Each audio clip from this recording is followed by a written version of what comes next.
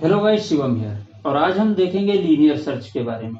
Linear search में क्या होता है कि किसी एरे में जो वैल्यूज स्टोर होती हैं उनको हम स्टार्टिंग से एंड तक एक लाइन से सर्च करते हैं। तो जैसे ये एक एरे है ए जिसमें 5 एलिमेंट्स हैं, तो इनको इसमें हमें मान लो 7 को सर्च करना है। तो वो क्या करेगा, स्टार्टिंग से लेगा 5, फिर 2, फिर 3, फिर 7, ऐसे सर्च करेगा। जहां पे वो वैल्यू पा जाएगा वहां पे एक फ्लैग नाम के वेरिएबल में क्या करेंगे, 1 जो है स्टोर करा देंगे और उसी पोजीशन को हम प्रिंट करा देंगे कि एलिमेंट हमारा वहीं पे है।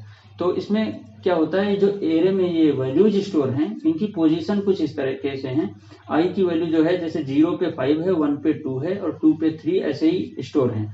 तो इसमें कुछ नहीं होता है, शुरुआत से देखो ये जो लूप है हमारा ये क्या करेगा, सर्च करेगा, आई की वैल्यू देगा और फिर सर्चिंग करेगा। तो जैसे आई की वैल्यू है तो सबसे पहले आई की वैल्यू 0 होगी, फिर आई लेस देन 5 लिखा है मतलब आई की वैल्यू 5 तक जाएगी, 5 से लेस जाएगी तो आई की वैल्यू 4 तक जाएगी, फिर आई की प्लस प्लस आई लगा है, इसका मतलब आई की वैल्यू इंक्रीमेंट होती रहेगी। तो सबसे पहले यहाँ पे देखो आई की वैल्यू 0 होगी, फिर ये जो लाइन लिखी है if A I equal to E, ये कंडीशन चेक करेगा हमारा एलिमेंट वो है या नहीं है। ई क्या होगा, हमारा जो एलिमेंट हम जिसको सर्च करना चाहते हैं। तो आई की वैल्यू 0 है तो यहाँ पे चेक करेगा कि ए 0 इक्वल है ई के या नहीं। तो ए 0 पे क्या है, 5 है और हमारा ई क्या था, 7 को सर्च करना था। तो ए 0 पे इक्वल नहीं है, तो जब इक्वल नहीं है तो इसमें जाएगा ही नहीं, फिर से आई की वैल्यू 1 हो जाएगी इंक्रीमेंट होके। अब ए 1 पे चेक करेगा तो ए 1 इक्वल टू ई, ए 1 पे क्या है, 2 है। यहां से देखो ए 1 पे 2 है तो फिर इसमें नहीं जाएगा, फिर आई की वैल्यू 2 होगी, ए 2 पे चेक करेगा उसमें 3 है, उसमें भी ये कंडीशन फॉल्स, फिर आई की वैल्यू 3। तो ए 3 पे, ए 3 इक्वल टू ई, ए 3 पे जो है वैल्यू 7 है और ई की वैल्यू हमने 7 दी थी। तो ए 3 पे हमें इक्वल मिल गई। तो जैसे ही इक्वल मिली हम क्या करेंगे, फ्लैग इक्वल टू 1 कर देंगे और पोजीशन एक वेरिएबल है जिसमें आई की वैल्यू जो कि 3 है मैं स्टोर करा दूंगा। फिर यहाँ पे लिखूंगा इफ फ्लैग इक्वल टू 1, तो प्रिंट कर देगा कि पोजीशन क्या है। और अगर इसमें कंडीशन कभी ट्रू ही ना हुई तो इनिशियल वैल्यू जो फ्लैग की हम देंगे वो 0 देंगे, और जब इनिशियल वैल्यू 0 होगी तो ये इस कंडीशन को रीड नहीं करेगा तो प्रिंट भी नहीं करेगा। या फिर हम एल्स लगा के यहाँ पे प्रिंट कर देंगे एलिमेंट नॉट फाउंड।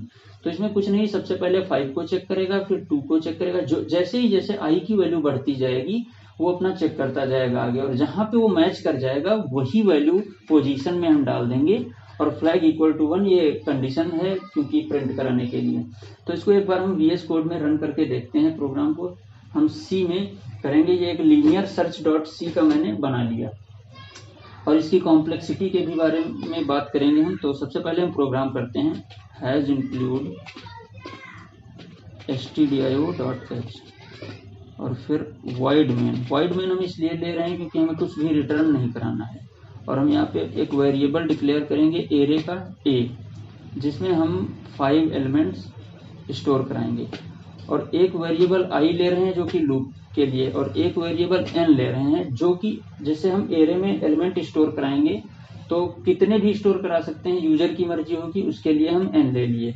और e वेरिएबल लेंगे एलिमेंट जो सर्च करना होगा यूजर को उसके लिए। फिर एक फ्लैग इक्वल टू 0, ये हमारा प्रिंट कराने के लिए कंडीशन, इनिशियल मैंने 0 रखा है।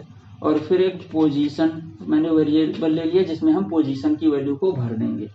अब क्या करेंगे, हम यहाँ पे printf लिखेंगे, printf, और उस यूजर से पूछेंगे इंटर साइज, यहाँ पे साइज यूजर इंटर करेगा। तो साइज इंटर कराने के लिए स्कैनफ दे देंगे mod d एंड n, जो हमारी होगी वो साइज हो जाएगी। अब उसने साइज इंटर कर दी, अब हमें एरे के एलिमेंट्स इंटर कराने हैं। तो printf inter elements in array. अब जो एरे के एलिमेंट्स हैं वो हम स्कैन कराने के लिए लूप का यूज करेंगे क्योंकि वो बहुत सारे इंटर कर सकता है। तो for i equal to 0, i is less than n। n क्यों, क्योंकि वो n जो है n एलिमेंट्स इंटर करना चाहता है।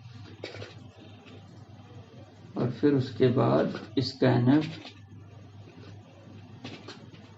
mod d स्पेसिफायर है इंटीजर का, एंड AI, यहाँ से जो है वैल्यू इंटर हो जाएंगी, एलिमेंट्स जो होंगे वो इंटर हो जाएंगे। उसके बाद हम यूजर से पूछेंगे कि वो कौन सा नंबर सर्च करना चाहता है, तो enter element to be searched, उसको भी स्कैन कराएंगे स्कैनर से,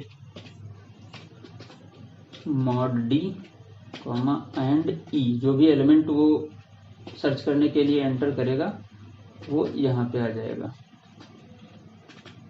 अब हमारा मेन काम यहाँ से शुरू होता है कि सर्चिंग कैसे होती है। इतना तो हमारा प्री डिफाइंड था जो यूजर को करना था। अब हम क्या करेंगे, यहाँ पे for i equal to 0, i is less than 5, no n होगा क्योंकि n उसने इंटर किया है ना वैल्यूज, और प्लस प्लस i, तो यहाँ से हम चेक करेंगे, इसमें लिखेंगे इफ, वही जो हमने एल्गोरिदम बताया, if ai equal to e, अगर ai इक्वल होगा e के तो क्या कर दे, हमारा फ्लैग की वैल्यू को 1 कर दे और पोजीशन जो है i में स्टोर कर दे, क्योंकि जो हमारा एलिमेंट है वो i वाली पोजीशन पे है।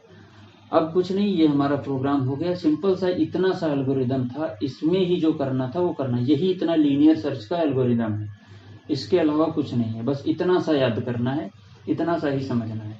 अब इसमें हमें प्रिंट कराने के लिए इफ फ्लैग इक्वल टू 1, तो क्या प्रिंट करना है, print F element is at position, और फिर यहाँ पे mod d लगा देंगे, कॉमा POS +1। ये +1 क्यों किया, क्योंकि i की वैल्यू जो थी वो 0 से स्टार्ट थी, और हमारे हिसाब से मैं अगर गिनेगा यूजर तो वो 1 से गिनेगा, तो इसलिए यहाँ पे +1 किया है। इसका जब आउटपुट देखेंगे तब समझ में आ जाएगा। और अगर एलिमेंट नहीं मिला, अगर फ्लैग की इक्वल 1 नहीं हुई, इसका मतलब एलिमेंट है ही नहीं, तो क्या प्रिंट कर देगा, एल्स कंडीशन में print F element not found. बस हमारा प्रोग्राम कंप्लीट हो गया। अब इसको हम एक बार रन करके देखेंगे। इतना सा हमारा प्रोग्राम था। ये हमारा तो एंट्री कराने के लिए हो गया। जो एल्गोरिदम मेन होता है वो इतना सा ही होता है, इसमें लीनियर सर्च का इतना छोटा सा है। अब इसको एक बार हम रन करके देखते हैं। इसमें कहीं पे एरर है, ये सेमीकोलन मिस था। जब भी एरर होता है यहाँ पे रेड लाइन आ जाती है, रेड डॉट आ जाता है, कुछ भी पता जरूर चल जाता है। अब इसको हम रन करके देखते हैं एक बार यहाँ से। ये देखो, इसने इंटर साइज पूछा है, मैंने साइज दे दी 5। अब कह रहा है inter elements in an array, तो एलिमेंट मैं वो ही दे देता हूं जो हमारे पास थे इसमें, 5 2 3 7 1। तो 5 2 3 7 1। Enter element to be search 7 को सर्च करना है। 7 हमें पता है 1 2 3 4th पोजीशन पे है। मैंने इंटर किया, एलिमेंट इज एट पोजीशन 4। देखो इसका आउटपुट आ गया। तो इसका सिंपल सा एल्गोरिदम था। और अगर हम इसकी कॉम्प्लेक्सिटी, टाइम कॉम्प्लेक्सिटी की बात करें तो देखो, वर्स्ट केस जो होता है उसमें एलिमेंट सर्च करें तो जितना टाइम लगता है वर्स्ट केस को सर्च करने में, वही उसकी टाइम कॉम्प्लेक्सिटी होती है। वर्स्ट केस का मतलब ये है कि मान लो जैसे मुझे 5 एलिमेंट था, 5 को ही सर्च करना था, तो मैं जैसे ही आई इस लूप में घुसूंगा तो आई की वैल्यू 0 होगी और ए 0 इक्वल टू ई तुरंत पाके और तुरंत हमें आउटपुट दे देगा। ये तो हमारा बेस्ट केस हुआ। लेकिन जैसे मान लो हमको 1 को सर्च करना था, तो 1 को सर्च करने के लिए इस फॉर लूप को कम से कम 5 बार चलना होगा। पहले 5 को, फिर 2 पे, फिर 3 7 और ऐसे करके 1 आएगा लास्ट में। तो इस लूप को 5 बार चलना होगा, मतलब उसने 5 गुना टाइम लगा दिया पहले को सर्च करने से। तो इसकी कॉम्प्लेक्सिटी जो हो गई वो बिग O ऑफ 5 हुई। लेकिन यूजर जो है वो n एलिमेंट्स दे सकता है। तो जब यूजर n एलिमेंट देगा तो ये जो फॉर लूप है ये हमारा n टाइम्स चलेगा, और जब ये n टाइम्स चलेगा तो इसकी टाइम कॉम्प्लेक्सिटी जो होगी वो बिग O ऑफ n होगी। ये इसको आप लोग देख लीजिए एक बार, और इसको कंपाइल करके अपने किसी कंपाइलर पे कंपाइल करके चेक कर लीजिए, ये एकदम करेक्ट है। और अगर ये अच्छा लगा वीडियो तो इसको शेयर कर दीजिए, सब्सक्राइब कर दीजिए चैनल को, ताकि मुझे भी मोटिवेशन मिले और मैं आगे के एल्गोरिदम्स जो हैं, पूरे डेटा स्ट्रक्चर और एल्गोरिदम्स में हर एक की वीडियो बना के इस पे पोस्ट करूंगा। Thank you.